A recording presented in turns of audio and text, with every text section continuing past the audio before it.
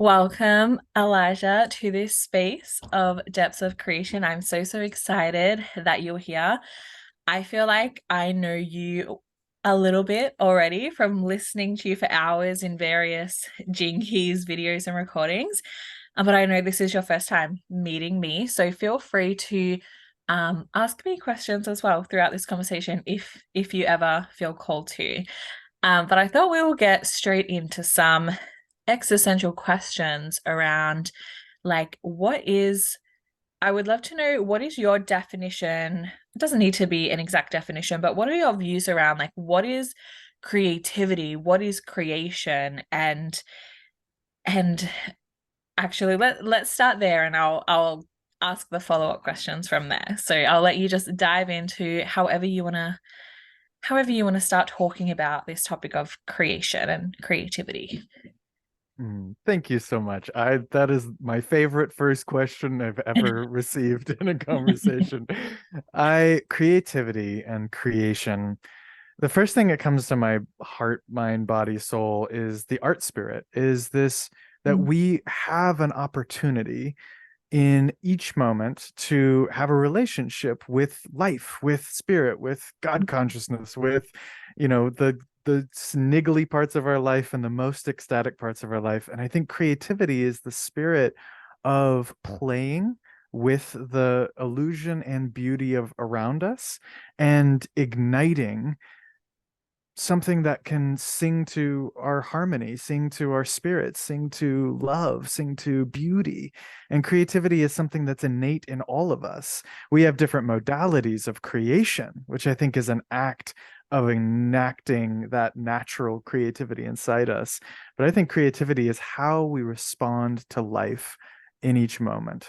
Oh my gosh, I love that. And I love how you phrase it as this relationship with life and how we respond to life. I love that language. And I think it's really interesting that there are thousands of definitions around what it means to be creative and what creativity is, but like the sometimes just the language we use around it can be so powerful. And I want to talk about language a little later on as well. But I would love to know like what are your favorite modalities or ways to make art at least at the moment? Definitely at the moment. I mean, music has always been a love for me, so that is a natural form of creativity. But my favorite, I think, is through story, is through myth making, is through seeing and allowing the fantastical parts of life to be just as real and tangible and at our fingertips as the practical, grounded science of what we see. So I'm all about magic, and as a fantasy writer and as a D&D DM and as a creationist, that myth is not just fantasy story outside of myself, but actually sometimes the most articulate way we can describe a truth that is ephemeral to just our normal definitions of language. Myth speaks to the heart and to the texture and to the feeling sometimes that my words won't always hit, if that makes sense. Yeah, definitely. And it leads perfectly into the main thing I want to talk about with you is around storytelling and the power of storytelling and how like you said something really well that like myth really speaks to the heart and speaks to us in a different way to just information or facts or like I think that stories can be told, the same story or the same piece of information can be told in so many different ways. But when it's told in stories, like it hits so much harder or in like it hits a different part of the brain and a different part of our bodies and the heart. So I would love for you to talk a little bit about expand a little bit more on the power of storytelling. And I know you've touched on it, but is there anything you want to add in that realm? I love that. I mean, I think that's the magic is we're all incredibly unique. I will never know your full story. I will never have lived and walked through your shoes, and you'll never have lived and walked through mine. And so story, instead of trying to define everything into fact or word, you get the same opportunity I do when we listen to a story of all the resonance of I know that part of the hero in me. I know part of the villain in me. I know the part of that animal in me. Mm, And it's true for me just as equally as it's true for you. And yet there'll be completely different interpretations, or maybe not even interpretations, but resonances with that story. And I think that's the power of language. One of my teachers calls it dream language, that in the beginning, truth was unadulterated and was just full on, and there was no way that the consciousness could contain all of truth without in its naked purity. And so she masked herself in the animals and in the stories and in the plants and in these versions of the dream language so that we could connect with its many different varieties, but maybe in more digestible formats as we navigate this consciousness thing. So I think story touches to that, where we can each meet in the middle in a story that maybe you'll never fully know me, but that's the beauty of individuation. I'm unique and you're unique, but story connects us. mm. Yeah, and it's so interesting as well that like someone like we could read the same story and draw out such different meanings. I often think about this with the Bible, like that Yeah. it's ancient stories that so many different people view in different ways, and it's uniting in a way, but it's also divisive in other ways. And I think about this all the time when, like, I really love character driven stories. Like, I love movies and I'm really into like Marvel movies as well.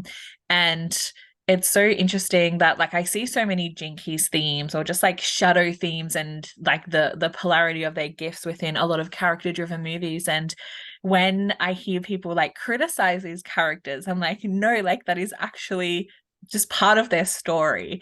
So it's really interesting, like these interpretations of stories and how one story can have a billion different connections to it and resonate with it in different aspects in different ways.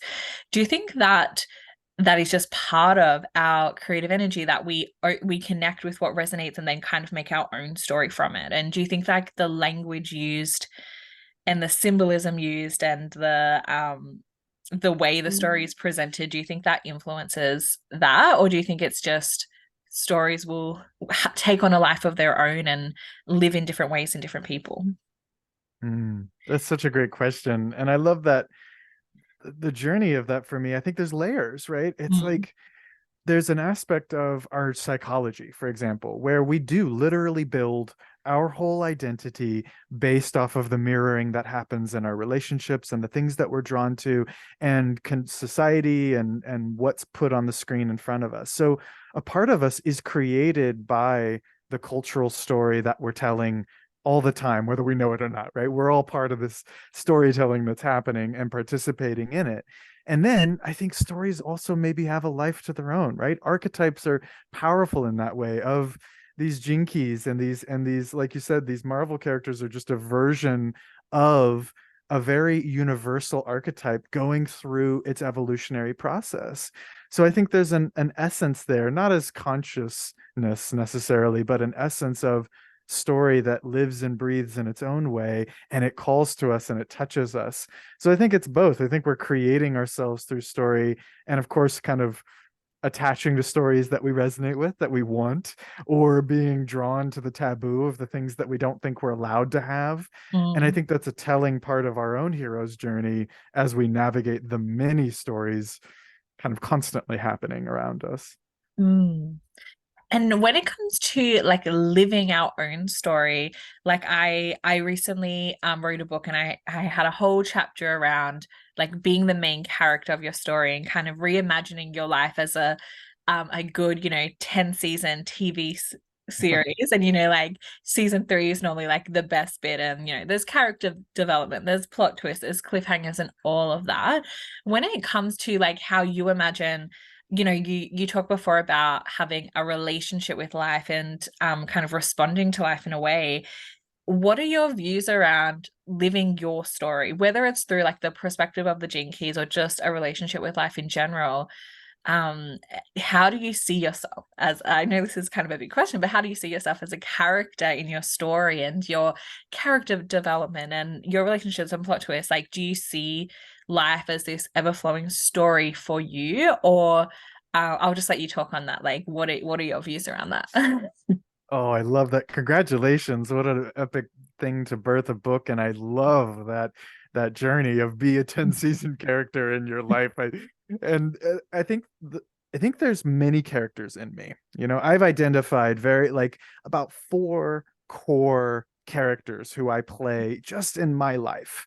And they're all connected to the me. So they all have threads of Elijah, but Mhm. they also have very distinct voices. They want different things. They have different desires. They have different character arcs. Mhm. So for me, I'm a season or a show, right? It's like I have a whole cast of characters from Mhm. villains to heroes to side characters, all just within me. And I do feel like we're all omni-centered as a word, right? We're all omni-centered in this universe. We are the central of our movie because that's how this linear time frame consciousness kind of thing operates.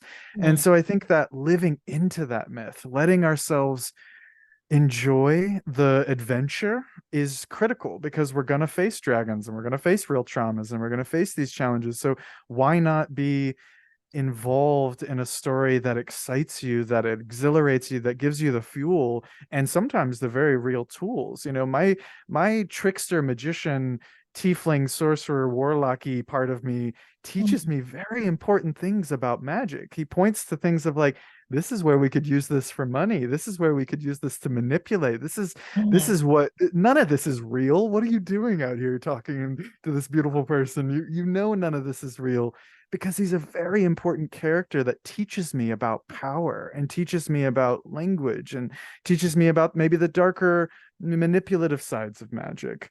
But my Mhm. cleric, my priest is also here saying, we're here for love, we're here for devotion, we're here for compassion.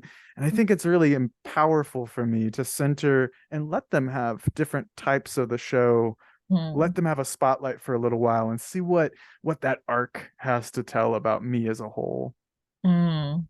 Yes, I love that perspective so much because when I used to work, so in my previous professional life, I worked professionally as an accountant, but I was also doing like yoga, life coaching, all these spiritual things like as well. And I really felt like I was almost like these two different people, but also some different versions of well as well. But that really just created conflict within me at Mm. the time, you know, like in my teens and early 20s, that it was like it was like I can't be these two different people. Like I need to be either like this or that. And it was like this decision that weighed heavy on me for literally years. But since leaving working professionally and going through a different path, like I really kind of learned how to merge and how to not only merge, not fully merge, but also give these different versions different places and different places to play without it being like, why am I fractured into like all these different things? Like I should just be like one thing. Did you ever have a journey like that where it's like, or was it just natural for you to recognize these different versions and give them their place? Or did you have a journey as well where it was like, who am I and who are all these different versions of me and how do I let them coexist together?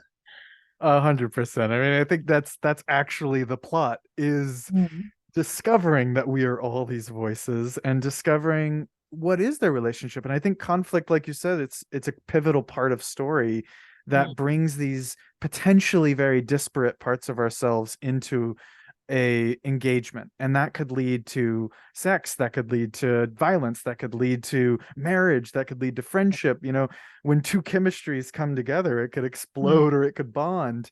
So I think the universe is constantly doing that, right? And inside my life, I definitely had times when, I mean, I lived 2 years when I was teaching in Switzerland. I thought I was a lucid dream. I you know, there was that level of disassociation or reality, whichever, you know, take your choice. But it was a very real different part of the shattering that was happening in my ego. And I think learning to give parts of myself voice, which is where the gene keys has been really helpful. We have these 10 gene keys just in your profile, or look at all of them. They're like different voices inside myself. So when I let my gene key of desire really dance with the shadow in a rapturous way, but also let my gene key of veneration sing and chant to the, you know, lineages of love that have given me teachings, those are very two very different keys, and yet they're both teaching me as Elijah. So I Mm. think that's been a big part of my spiritual growth over the past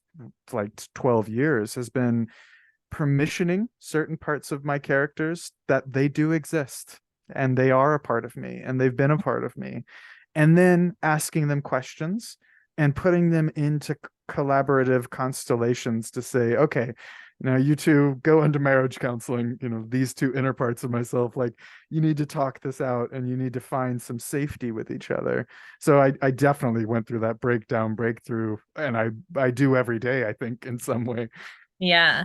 And for me, like the Gene Keys was a big part. It was like a next layer of shadow work when I discovered the Gene Keys years ago. And I think that so in my life's work, my shadow is selfishness. And when I saw like that word, I was like, I'm not selfish. And it was like these real like hit to me because like the gift is altruism and I always wanted to be like this giving person, and when I saw that like selfishness was the shadow to that, I was like, what the heck. And it was a really interesting journey, kind of like seeing how they are one in the same in ways, and how the different expressions have come out in different ways. But I really love like the language that the Gene Keys gave me to kind of explore different things. And like I've aligned one in my life work and evolution. So like, I love the information and just taking it in. Um and like let's talk about the Gene Keys for a moment. What I would love to know, what is your, because I'm assuming this is the same for you. Correct me if I'm wrong, that people ask you all the time, like, what is the Gene Keys? Or how would you explain the Gene Keys?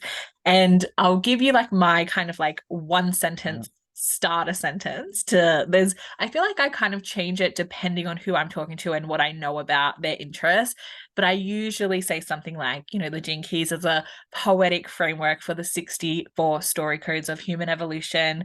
That also provides a personalized path to unlock your gifts. Like I'll usually say something like that. Sometimes I'll bring in astrology if I know they're into those things. And yeah, usually there's follow-up questions and we can go into kind of the depths of it. But I would love to know, like, what is your kind of like one sentence starter to start explaining what the Gene Keys is? Oh, well, now I'm going to try to listen back and steal yours. That was just so eloquent. And I think you're right. I think it was always a relationship. But I agree with you about story codes and this, that these are 64 different pathways to find the gift inside our challenges. Mm. And these universal archetypes are also a potential hero's journey that we can go on. And I do often use that kind of terminology of the golden path as, either your interdimensional hopscotch set or a game of life that you can go on, because I think that's what the Jinkies has given me, is it gave me very real data about finding the medicine, finding the magic inside my challenges. And Mm. it gave me something inspiring enough to keep going. It's like it's one thing to have the courage to see your shadows, and it's another thing to keep living that and transforming and practicing. And that can get very serious and very heavy. And it just, not that the Jinkies doesn't touch on the depths of how deep and heavy it can be, but it does provide a invitation into playful contemplation and into creative service. So those Mm. are some of the words that I would play with when describing it. Yeah, no, I love all of that. And yeah, like touching on some of that, like what it immediately made me think of was like how heavy it was for me when I first explored the Gene Key. Actually, I feel like it was more like a burst of light and then sinking into heaviness and then kind of climbing back up again. Because when I first, how I discovered the Gene Keys was one of my friends just had the book kind of in the background of her Instagram story. And immediately I was like, what is that? I feel like I need that book. So then I got the book, I read it, did all the programs and moved through it and all of that. But when I first looked at my profile, the word that I immediately was drawn to was that leadership was one of my gifts. It's in my purpose. And that is like I've always been so drawn to like want to be a leader. Like even through when I think about like primary school, like being class president, like through high school, like and I did so many like leadership programs. And so I was very like into like this idea of being a leader. So when I saw that word on my profile, I was like, yes, like this sees me. But then I went through the whole activation sequence and the shadows of like selfishness, purposelessness, fantasy, arrogance. And I was like, what the hell? Like, this is not how I'm going to describe myself.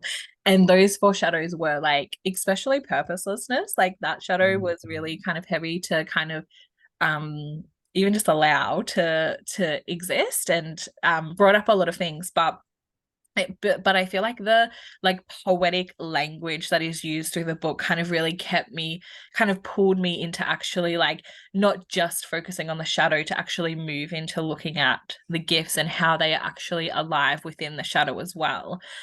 So it is, I love like the hopscotch that you talked about, because I definitely kind of went, between, flowed between a lot of things that I feel like it took me like 18 months of just contemplating the activation sequence to actually get to a place where I'm like, oh, I actually understand what the gene keys are now, and how to move through this path in a more kind of grounded and empowered way, with more awareness. So yeah, did you start? I know you were like with the gene keys very early on, and I know that it didn't look exactly as it does now, but like what was your first kind of resonance with the gene keys, or your first introduction?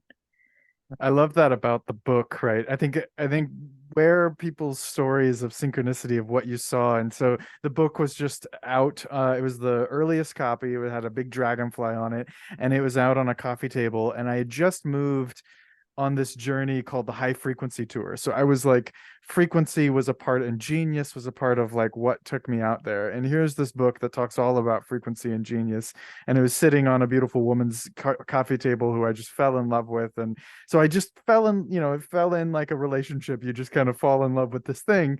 And of course, the first thing I see, like you did with selfishness or purposeless, I see this greed word, and I'm just like, no, I am way too holy to be greedy. I'm a poor person. How can I be greedy? And all these things. And the journey of facing into that was really powerful, and learning the subtleties of language, of there are many different layers to that word. And even today, it's one of my greatest teachers now, actually. And so I think that relationship got built. But I think when it came alive for me was we were in a community of art and music, and we would use them in like improv comedy, actually, to play with each other, because conflict is so hard with people. And we immediately tell all these stories about, I have all these stories about you with my projections, and you have all these stories about me. And suddenly there was what we called the trilogue. There was this book that had these cool archetypes where it's like, okay, let's play with failure and expectation, and we'll play with it in the room. And we practiced that storytelling to say, like, oh, I can choose. Now, maybe, there's problems in my life. I can't choose it immediately. But what if there was an access to a higher frequency version of this shadow, Mm, and we would play with it together? And that actually helped it come alive for me, because now I started to see my real relationships having a chance inside real conflict, not improv comedy conflict, but mm, actual, you didn't do the dishes, or you stole this from me, or whatever, to whoa, we actually have this choice inside it. So when that started happening, I felt like the things I was reading that were inspiring started to show up in my relationships. And whether or not we were reading the gene key, I was watching them happen in the room. And that, once you see that, you don't really turn back, because it's like, okay, this isn't just a mental exercise. This is mm, it's happening. mm. When you were like early on in that journey, and even now, did you start to see like, did you start to recognize like shadows and even gifts like in other people that kind of weren't really on that same path with you? Of course. I mean, there's the danger, actually, of Mm. now I have fuel of 64 new shadows to see in everyone around me, and of course 64 new gifts to see alive. And I think I mean, I'm a nerd. Like, I have that line one a lot in my, I just devoured this. Once I made the commitment, I devoured this content and memorized everything I could. And so then it became, I like to memorize, because then it can become natural. So now, even if, if I look at your chart, or even if I don't look at your chart, and I notice the word guilt, or I notice the word greed, or I know, now I have an access point to immediately ask questions that I can see in the gene keys. Like, oh, half-heartedness is coming up for you. Like, well, what is that scary river that you're not willing to dive into? What is that highest devotion inside that fear? So I don't have to look up gene key 29. We're just having a conversation. And I Mm. think that was really how I started to see all my relationships, of whether I saw their charts or not. I could see the energies, the spectrums happening. And of course, in my own reactions to them, of, oh, there's my judgment or there's my integrity, Mm. Yeah. And do you feel like, so when it comes to stories, did you feel like you were ever in a place of like trying to interfere with their stories? It's like, like, I see your shadow in your gift. Like, can you just see it, please? And like, stop, just stop this shadow. Like, I think I did that last night. I mean, I yeah. think I think that's the beauty, right? Is that the main things I saw that happen in was relationship. We Mhm. always want to, this is the closest to, intimate partnership we want to change because we want to help or because we want to stop hurting ourselves. And the Mhm. other is, I was in a new age community and healership and all these things. It's like we all want to help. We all want to be a healer. We all want to be the therapist. We all want to be the savior. We all want to be not all, many people want to be the savior and the fixer and all that. So there was a part of that ego that got challenged, of like, hey, I've got this silver tongue and I'm actually pretty articulate about this stuff. I could help you fix that shadow. And that's where, again, that trickster magician in me was like, hey, see, you can use this tool. And that's where I think any tool can be manipulated. So I had to learn very early on, with some humbling experiences, of this is a dream language, this is a contemplative tool. And I can go on the journey with someone, but I have to be careful of that interference that you were talking about. And even today in relationships, we all want to help. So I might see someone in pain, I want to reach out, but now my practice is to be with that energy, the same I would do internally.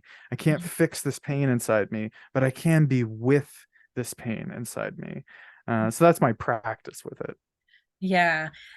Something that really kind of shifted my perspective around helping people was actually something I read I can't remember what Jinky it was in. You might remember. But it was like one sentence where it was like, people don't need our help. They just need our love. It was something like that. And I remember even since like high school, I always like had this sort of like, I just want to help people. But on upon reflection, it really was coming from this place of unworthiness in myself. So it's like I may as well just help people, and all these kind of shadow things. And I feel like I see that very commonly, like within a lot of service, in this any kind of service industry, like this idea of wanting to help people, but not really having specifics around it, and really kind of facing, why do I want to help people and what do I actually think they need my help with? And shifting into that, like, what if I just gave them my love, and like what if I was just a presence of love in their life? And I feel like that really helped me kind of detach from like certain family members trying to be their coach and be like, just do this, to just like love them in their journey where they are right now was so helpful. So yeah, that was a massive shift. Yeah, but I can't remember what Jane Keats in, but it's definitely in the book somewhere. That's so beautiful to hear. I really appreciate that story. And I think that's the magic of, even you said your life's work was 27, right? The Yeah. altruism key. And I think that's a really helpful story for me to hear, because that's what that gene key's so good at, is we Mm. all want to help in some way, and we're actually biologically programmed to, it feels good to help at some point, right? Mm. And so there's this yearning, but we also build defense systems when we're not safe. And for Mm. me, I know, growing up with a less than stable mental and emotional and physical field, I quickly learned how to use my tools to keep myself safe by helping others, right? And suddenly I wasn't nourishing other parts of me. And so the 27s taught me a lot, that gene key of nourishing myself. And in turn, we get to be nourishment for each other. And it's a fine line, but it's a profound Mm. shift. And I really love hearing your story of that similar process. Yeah, I feel like that was definitely the shift for me. Again, I think this was a line in the book, or maybe it was one of my thoughts, I can't remember. But just that, like, for me to be the most giving, my needs need to be met first. And that was such like a liberating realization that it's like, oh, like, okay, like I can help myself before I help others. And even though it may be viewed as selfish, like it's really actually just giving to myself. So that was like a really big part of being more giving externally as well. Mm. Hmm. All right, let's talk more about the gifts. And I love how like Richard talks about the gifts are the way. It's the way of whatever the gift is through the shadow and coming from the city. And the gift is like I think one of like the biggest parts of the story, even though, the challenge is often with the shadow, like it's unlocking the gift and all of that. And I find gifts so interesting in terms of like it's a gift within us, but it can also be a gift we bring out in others and in community around us. I would love for you to talk a little bit about, the gift frequency and just like anything you would like to say around that and the role of I, the gift in our own story and in our collective story as well. I love that. I mean, I agree with you. I think the gift is the story, and the city can sometimes be very lofty and be that holy grail way far away. And that's why I love the gift is the power that we discovered in that challenge. Mm, And it's been released. Some part of its constriction has enough breath to actually shine out or to actually unfurl or to be drawn out like a sword. And I think that when we look at superpowers, we want to have these like capacities to have agency in the world, to not just be a victim. I want to help, I want to give, I want to create, I want to be a part of. And that's what the gift is so magical about is it does things. It says like, oh, there's all this energy. And now instead of that energy of selfishness, I can actually give in a new way with altruism. And I think that it does absolutely, as you described, it shines that quality out, which then can resonate in others. And some of the most beautiful people I know don't always recognize their own gifts, and yet you feel it in their presence.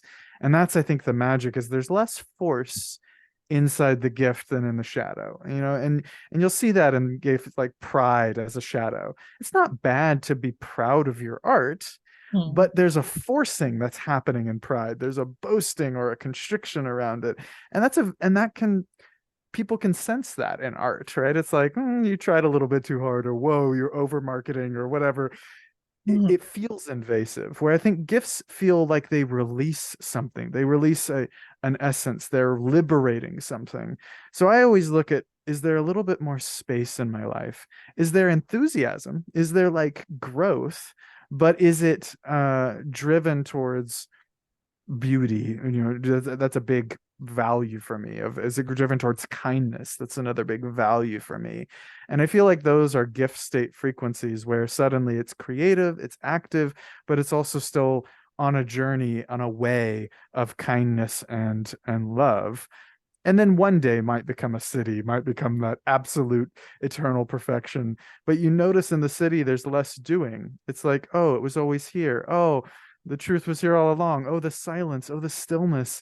And I think in the rush of being human, the gift is our curling script of ecstasy on the fabric of the world. It's where we create art. It's where we create like relationship and love. So I think it's about releasing that gift and embracing that gift and trusting the acidic frequency was there, but enjoying maybe the adventure of the gift emerging. mm. Yes.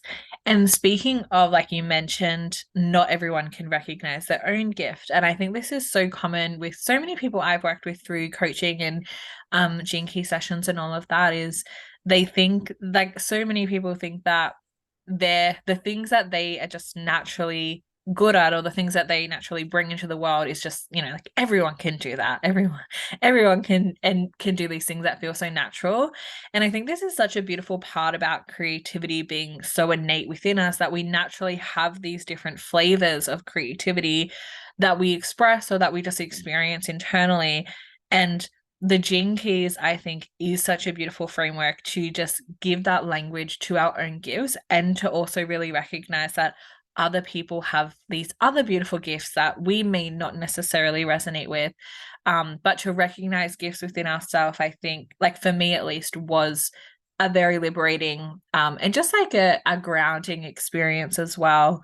Like as someone that grew up with a lot of, worthiness wounding, inadequacy, I even have inadequacy as a shadow in my profile, but that grew up with a lot of that. Like it was just it was kind of like this like relief that it's like, oh, like I do have these gifts and not everyone has them. Um, that may be a shadow thought initially as well, but yeah, for me it was a really nice experience to recognize that, and I feel like reflecting that to others kind of brings that same kind of validation that they like that me and them were kind of craving through our childhood, for someone to recognize these gifts within Mm. us. um and to recognize that we not everyone has those gifts, so then we get to share those gifts. Mm, It's yeah. so beautifully said. I mean, I love that. I think there is that yearning. I think that's why we look for the words like purpose, and that we work for Mm, this connection to I belong in this world. And not only do I belong, I get to participate with something that is magically me, that I was meant for, and that purposelessness, that I have that one as well. Is like, to not have a purpose is devastating, and it creates a very intense weight in our being. And I think as a collective, we're looking for that sometimes. And those that lean maybe more towards feeling inadequate, feeling unworthy actively, when you can identify with that word, then it feels like there's a lack. And then others who push way too hard because they're going to do anything but feel unworthy. It's the same unworthiness. It's just expressed as this reactive push to not slow down long enough, to not feel that.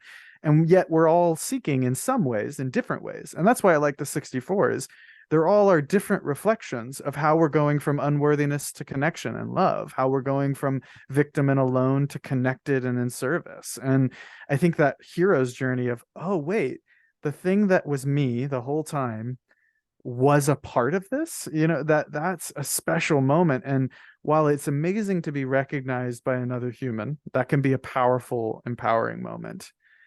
mm, When you feel recognized by the universe, when you look and trust your body, for me, there's nothing that touches that level of gnosis, of love. And I think that's actually what we're really seeking, because unfortunately, a human can then in the next moment bash you right back down, and all of my expectations come crumbling down. And oh, look, I was unworthy all along. The Gene mm, Keys is pointing to the wisdom that all the challenges are reminding you to breathe and trust that this body, by its very nature, has encoded in it a beautiful purpose that you get to be just in your natural state. And mm, that genius, that's precious to me. mm. And I love that it is worded as like our natural state, and our purpose is to simply be. And that can sound like this kind of emptiness at first, but then it's like, no, it's actually full of just who I naturally am. And I just get to be that person and make art and share myself and do all these beautiful things. So I love that. And something that I really love about the Gene Keys, and that kind of did keep me in the beginning, was the art of contemplation, and it being this gentle contemplative path that didn't really have this pressure to immediately fully understand things or to necessarily do anything. I think that was like a big thing because, at the time that I found the Gene Keys, I was quite burnt out from kind of Mm. just racing through life. And that I think someone, again, I can't remember exactly where this came from, but it was definitely in the book somewhere, that it was around like, you don't need to do anything. And I was like, oh, that feels nice. I just need to read this book and everything will drop in when it needs to. So that was very freeing for me in the moment as well. And I love that, the a lot of the Gene Keys talks about, it's about activating our own wisdom, um, like not necessarily needing to follow an exact method or technique or anything like that. It's really just about contemplating to allow the space for our wisdom to come out, which I think is really beautiful. Mhm. And did it work when you took the break and relaxed? Did things start dropping in? Yeah, definitely. I feel like things are always dropping in. I feel like my kind of like creative channel has like just been it's always been very open, but I feel like it's been open in a more relaxed way since I really started embracing my gifts. And kind of it moved from I need to do every single idea that comes into my mind to like relaxing and be like, oh my God, that's a great idea, but I can just let that float back into the world if I'm not in a if it doesn't align in any way. Mm. Are there any specific gene keys or just anything in the world of the gene keys that you want to add to this conversation? Ooh, um, I'm really feeling what you just said of like I'm still engaging with the same material, but it's in a relaxed way. And I think that's the secret truth inside the gift is like I've Mm. been doing this work for 12 years and other intense work on myself for a long time, and my shadow of judgment is still always there. And the Jinkies doesn't try to get rid of that shadow, but I have a different relationship with it. That greed's still there, that purposelessness is still there. And but can it flow in a more relaxed state? And also I still get to do things. I mean, I'm a overworking Capricorn. I'm constantly creating things and wanting to build structures for it, but how I do it is important and who I do it with and how those relationships are forged and the texture of that relaxing is I think the secret that it's in the jinkies, it's in the writing, but it's also in even when you read it, you're engaging a contemplative state. And then when you let it drift throughout your day, it's now in your system. And I think that's the secret magic behind all of the gene keys is engaging that texture of relaxing, and then spontaneous things emerge. And not only is it do I trust the spontaneous nature of life, but oh, I feel now an urge, I feel an insight, I feel a drawing, and I have a little bit more space to trust that because when I'm running around day to day, I don't always trust that mind. It's like, no, that's an addictive thought, and no, that's a I'm scared thought, and no, and it's not that mistakes are okay, but I'm just learning. Oh, that's when I'm making a decision from a tensed, constricted mind. And it tends to get me in a little bit more friction, a little bit more trouble, a little bit more anxiety, a little bit more hard work. Whereas when I act from a relaxed state, there's a freedom and a creative spirit there that I just get to enjoy a little bit more. So that's for me, I think something that came out of our discussion. Yeah, and an example that I have around like viewing things in a more relaxed way is definitely around like the shadow of arrogance and the gift of leadership. Like I was very much in like the repressive side of like I secretly think I'm better, but I don't want to be viewed as arrogant. But now like there are moments where I feel like no, I do know better and in this moment, and that's why I'm going to be a good leader through this situation. Um, and there was like that relax to it instead of that mental chatter of like, oh my God, I don't want them to think I'm pushy or like that I think I'm better than them or anything. And it's not that I think I'm better than people, but I think I there are situations where I know that I know better. And it's okay Mm. to embrace that, to pour it into leading through a moment. And it only strengthens the gift of leadership or whatever else it is.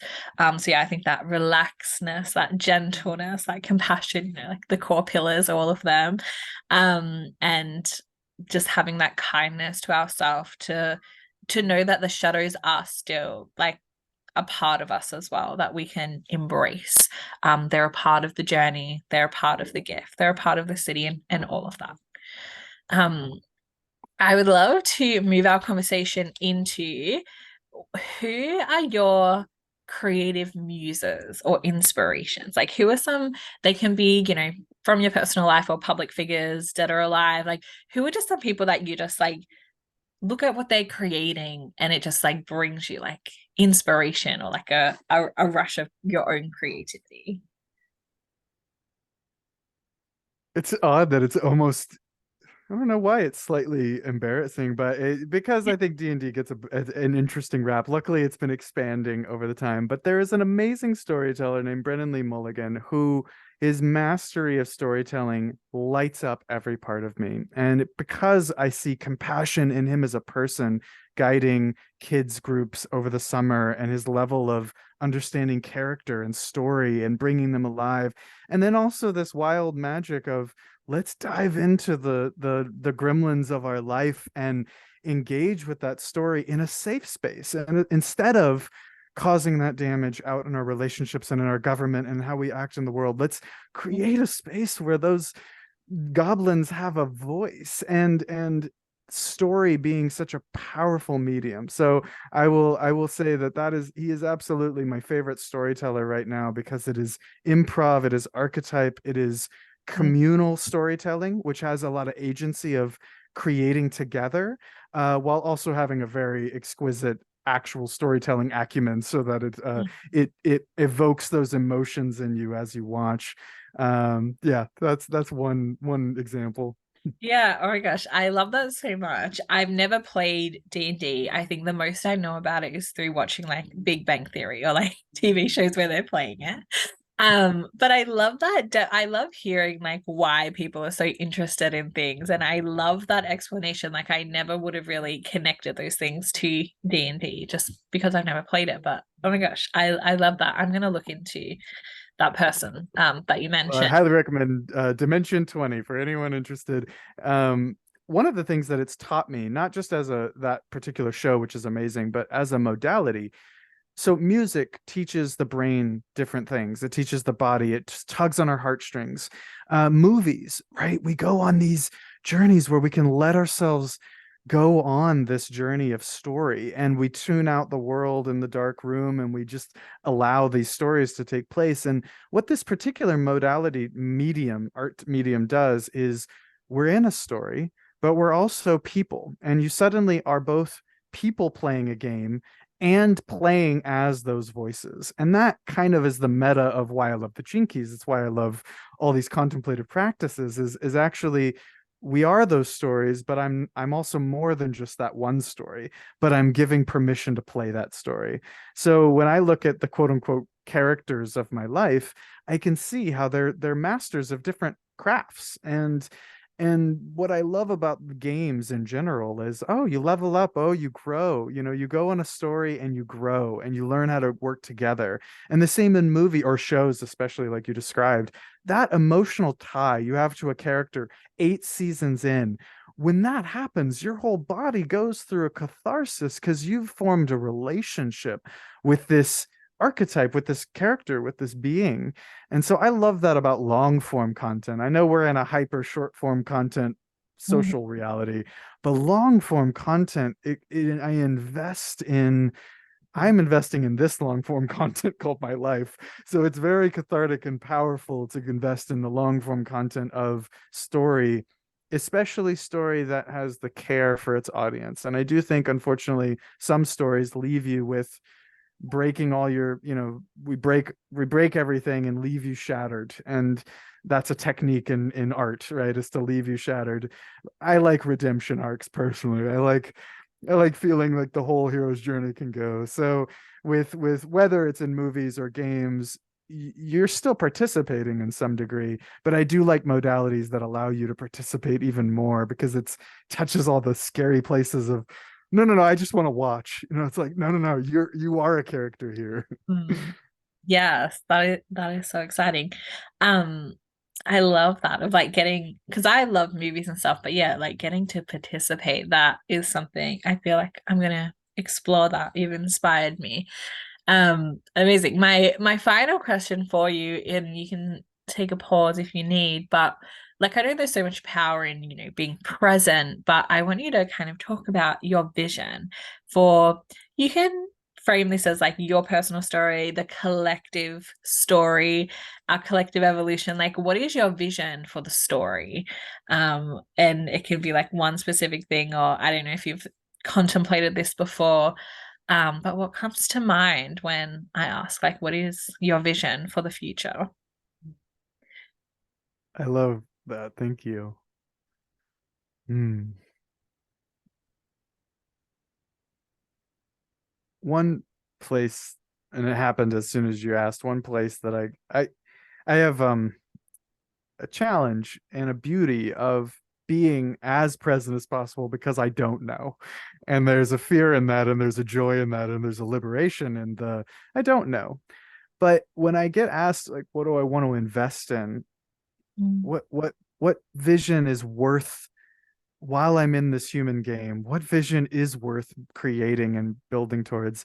I tend to go that my happy place is, I see the geodesic dome on the side and I see a beautiful cathedral, and it's a place where children have education that is magical and practical, that our food is luscious and shared, that there is a place where it doesn't mean there's no conflict, but we're learning that growing in harmony with self, other, and nature is a much more enjoyable adventure than division. And so my hope for humanity is that kindness becomes a central part of our everyday life because I see it in people, no matter how much confusion and chaos and destruction maybe is in the current season 3 plot twist of our life here. There's compassion and there's kindness in the tiniest things, and I can't wait for that to be the base vibration that we all get to thrive and play and create from. So I hope that there's a place where geometry and art and magic and myth are the base education that we live in, because that would signify to me that we figured some things out, if that's how we're growing the next incredible generation of children in this world. Yeah, oh my gosh. That is so beautiful. And yes, I love that vision. And when I think about, I don't have kids at the moment, but when I think about raising kids, like what a beautiful world that would be to raise them in and for them to learn in. So I love that so much. Well, thank you so much, Elijah, for being here. I have loved this conversation so much. So thank you so much for giving me your time and your presence and your beautiful insights. Are there any final words or any final sentiments that you would like to share?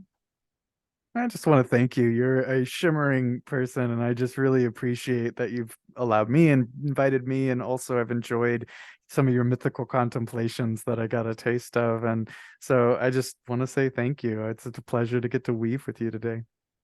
Thank you so much.